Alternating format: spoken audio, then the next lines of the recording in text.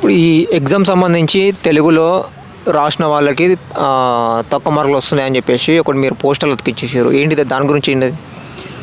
Group 1 mains exams అనేటటువంటిది 3 మీడియంలలో conduct చేస్తున్నారు. ఒకటి Telugu medium, English medium, Urdu medium. ఈరోజు ఉర్దూ మీడియంలో 9 మంది రాస్తే 9 మంచి మార్కులు వచ్చినాయి. వీళ్ళు 9 మంది సర్వీస్లోకి వెళ్ళిపోతారు.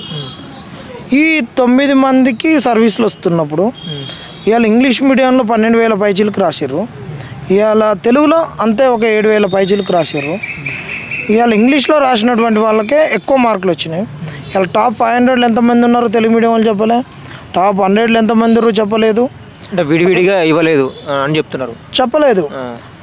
కానీ ఇవాళ ఎక్కడ తెలుగులో చూసినా తెలుగుకి ఎవరికి సరిగ్గా మార్కులు రాలే. ఓకే, తెలుగు అంటే ఇంగ్లీష్ మీడియం ఉన్న వాళ్ళకి వచ్చినాయి ఎక్కువ క్వాలిఫై అయిన వాళ్ళే మార్కులు వచ్చినటువంటిది వాళ్ళే.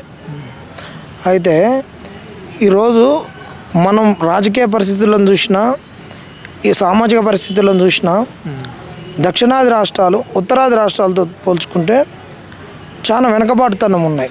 అంటే రాజకీయంగా మనమేమో సామాజికంగా, ఆర్థికంగా, టెక్నాలజికల్గా ఆ రాష్ట్రాలతో బాగుపడి మనము జనాభాను తగ్గించుకొని ఉంటుంటే అక్కడేమో వాళ్ళు జనాభా ప్రతిపాదికన ఎంపీ ఓట్లు తీసుకుంటారు అని ఇక్కడ దక్షిణాది రాష్ట్రాలు కొట్లాడుతూ, దక్షిణాది రాష్ట్రాలు మాకు హిందీతో సంబంధం లేదని ప్రాంతీయ భాషల అభిమానాన్ని దక్షిణాది రాష్ట్రాలన్నీ చాటుకుంటున్న తరుణంలో, కేంద్రంపై యుద్ధం చేస్తున్నటువంటి తరుణంలో దక్షిణాది రాష్ట్రాలు మన తెలుగు రాష్ట్రమైనటువంటి తెలంగాణలో ఒక దౌర్భాగ్యమైనటువంటి స్థితి ఇవాళ దాపురించింది. మన నుంచి విడిపోయినటువంటి రాష్ట్రం ఆంధ్రప్రదేశ్, వాళ్ళు కూడా 5 గ్రూప్ 1లలో తెలుగు క్వాలిఫైయింగ్ పేపర్ పెట్టుకొని పరీక్షలు పెట్టుకున్నారు, ఆఫీసులను తయారు చేసుకున్నారు.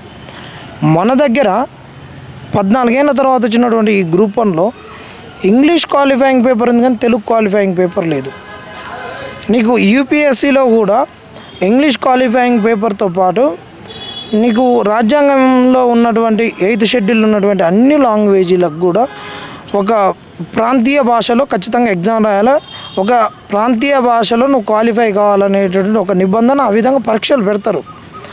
మరి తెలంగాణలో పెట్టినటువంటి గ్రూప్ 1లో వీళ్ళు రేపు తెలంగాణకే వీళ్ళు సర్వీస్ చేయబోయేటోళ్ళు, తెలంగాణ గడ్డకు తెలంగాణ ప్రజలకే వీళ్ళ యొక్క సేవలు ఉంటాయి.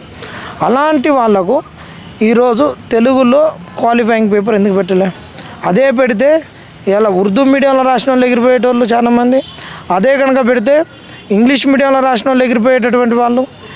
ఇలా నువ్వు ఇంగ్లీష్ క్వాలిఫై పేపర్ పెట్టి తెలుగు వాళ్ళని ఎందుకు ఎగరగొట్టేస్తున్నావు? తెలుగువాడు ఇంగ్లీష్ క్వాలిఫైయింగ్ పేపర్ రాయడానికి సిద్ధమైనప్పుడు అంటే దీంట్లో కూడా ఇక్కడ ఒకటి అంటే ఇట్లా తెలుగుని ఉన్న వాళ్ళని తగ్గిస్తే ఇప్పుడు వాళ్ళకి కావాల్సిన వాళ్ళకి ర్యాంకులు ఇవ్వడం అట్లా ఏమైనా ఉంటుందో, మార్కులు వచ్చే విధంగా బెనిఫిట్ చేయడం ఉంటుంది.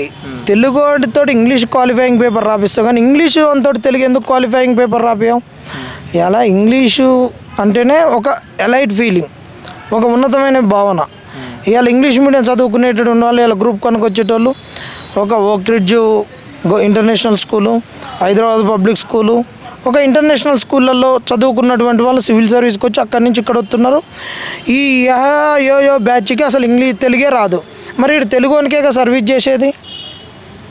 ఇంత తెలుగులో సినిమాలు తీసి తెలుగుడు సినిమాలకే వాళ్ళకి 1,000 కోట్లు 100 కోట్లు రెమ్యునరేషన్ తీసుకొని 1,000 కోట్ల వ్యాపార సామ్రాజ్యాలు విస్తరించుకున్నటువంటి ఈ తెలుగు హీరోయిన్నులు వాళ్ళ ఈవెంట్ ఫంక్షన్లలోనే తెలుగు మాట్లాడరు. 10 మాటలు మాట్లాడితే అలా 3 మాటలు తెలుగు, 7 మాటలు ఇంగ్లీషు. 7 మాటలు ఇంగ్లీష్కి ఆయన ఎమ్మటి పడతారు, ఆమె ఎమ్మటి పడతారు.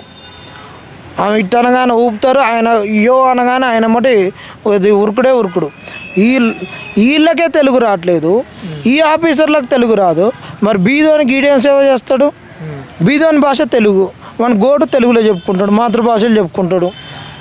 ఒక గుడేలలో ఉన్నాడు ఏ భాష మాట్లాడుకుంటాడు ముసలోళ్ళు, ఒక పింఛన్కి వచ్చిన ముసలి ఏ భాషలో చెప్పుకుంటుంది. మరి వీళ్ళకి తెలుగు ఎందుకు పెట్టలేదు? తెలుగును తొక్కడము. మీరు పోస్టర్లు అతికేసారు కదా, ఇక్కడ తెలుగు భాష ఆటకి ఎక్కించిన టీజీపీఎస్సీ, తెలుగును పట్టించుకొని టీజీపీఎస్సీ అని ఇట్లా పోస్టర్లు వేసారు. అంటే ఇప్పుడు దాని మీద కూడా ఏమైనా ఇంపార్టెన్స్ ఇవ్వాలని ఫైట్ చేయబోతున్నారు, లేకపోతే మీరు ఆ టీజీపీఎస్సీకి బోర్డు మీద అతికేసి మరి వాళ్ళకు తెలిసే విధంగా వేసారు, దాన్ని తెలియడం కోసం వేసారా? దీని గురించి ఎప్పుడో చెప్పినాం బ్రదర్. వాళ్ళకు ఏమని అడిగినాం, తెలుగు క్వాలిఫైయింగ్ పేపర్ పెట్టమన్నాం. ఆ రోజు ఏమన్నారు, ఒక పేపర్ సిలబస్ మార్చాలంటే 6 నెలల ముందు మార్చాలి వాళ్ళు చదువుకోవడానికి అని చెప్పారు. మరి నీకు నోటిఫికేషన్ అప్పుడు మార్చలేకపోయినా ఈసారైనా మార్చవా? ఇవాళ ఇంత పెద్ద నోటిఫికేషన్లో తెలుగు ఎందుకు పెట్టలేదు అని అడుగుతున్నాం వీళ్ళను. ఇవాళ ఎలైట్ సర్వీస్ కాబట్టి ఎలైట్ కుటుంబాలకు, ఉన్నతమైన కుటుంబాలకు ఇంగ్లీష్ చదివినోనికే ఈరోజు గ్రూప్ 1 వచ్చే అవకాశాన్ని మీరు సృష్టించినటువంటి వాళ్ళు ఈ ప్రభుత్వాలు. బీదోనికి సేవ చేయాల్సింది ప్రభుత్వ లక్ష్యం. కానీ ఇలా బీదోని వదిలిపెట్టి బలవంతునికి సద్దులు కడుతున్నటువంటి వాళ్ళు, వాని సంకన చేరుతున్నటువంటి ప్రభుత్వాలు ఈ ప్రభుత్వాలు. బీదోనికి పోయి వీళ్ళు అండగా ఉండాల్సింది ప్రభుత్వాలు.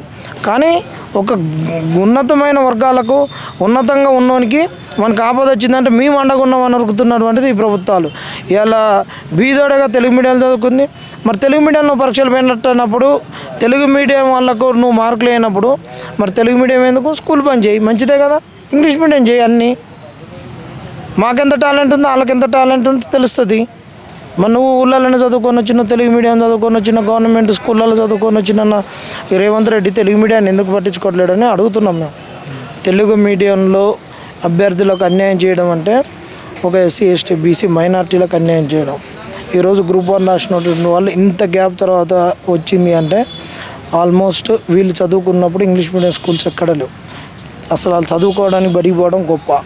ఆ రోజు 7వ తరగతి వరకు ఒక స్కూల్లో చదువుకుంటే 7 నుంచి 10 వరకు జెడ్పీహెచ్ఎస్లు వేరే దగ్గర చదువుకున్నటువంటి పరిస్థితి ఆ రోజు అసలు బడి ఉంటే చాలు మా ఊరికని సంబరపడ్డోళ్ళు. మా ఊరికి సైకిల్ వేసుకొని పక్క ఊరు లాలీలు వస్తారని గొప్పగా చెప్పుకునేటటువంటి పరిస్థితులలో ఈరోజు గ్రూప్ 1 రాసినటువంటి అభ్యర్థుల యొక్క పరిస్థితి, వాళ్ళు చదువుకున్న నాటి పరిస్థితులు.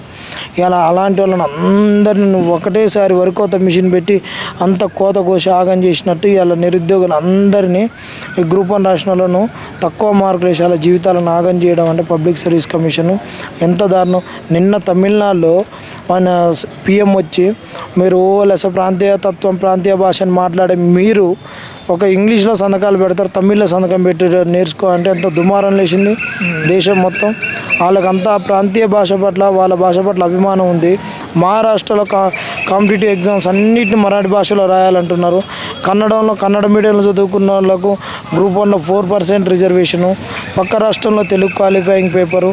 అన్ని రాష్ట్రాలలో గ్రూప్ 1 సర్వీసులకు వాళ్ళ రీజనల్ పేపర్ క్వాలిఫైయింగ్ పేపరు. ఇక్కడకు మాత్రం క్వాలిఫైయింగ్ పేపర్ లేదు. తెలుగును అన్యాయం చేశారు. అందుకనే ఉగాది రోజు కనీసం వీళ్ళు కళ్ళు తెరిచన్నా తెలుగు గురించి మాట్లాడతారు. తెలుగు సంవత్సరం రోజు తెలుగు భాష యొక్క గొప్పతనం మాట్లాడేటటువంటి రోజు మాట్లాడతారు అని వాళ్ళకు తెలియాలనే ఉద్దేశంతో అశోక్ నగర్లో అభ్యర్థులందరూ పోస్టర్లు వేయడం జరిగింది. Thank you Janardhan. సో చూసారు కదా, ఏదైతే టీఎస్పీఎస్సీ గ్రూప్ 1 రిజల్ట్స్ మీద ఒక 2 సెంటర్ల మీద వచ్చిన రిజల్ట్ పైన హైకోర్టులో పిల్ చేయడం జరిగింది. దాని మీద భారీ బహిరంగ సభ కూడా నిర్వహించబోతున్నాం, దీని మీద ఫైట్ చేయబోతున్నాం అని చెప్తుండే జనార్దన్. కెమెరామెన్ శివతో రాజు, ఆదాబ్ టీవీ.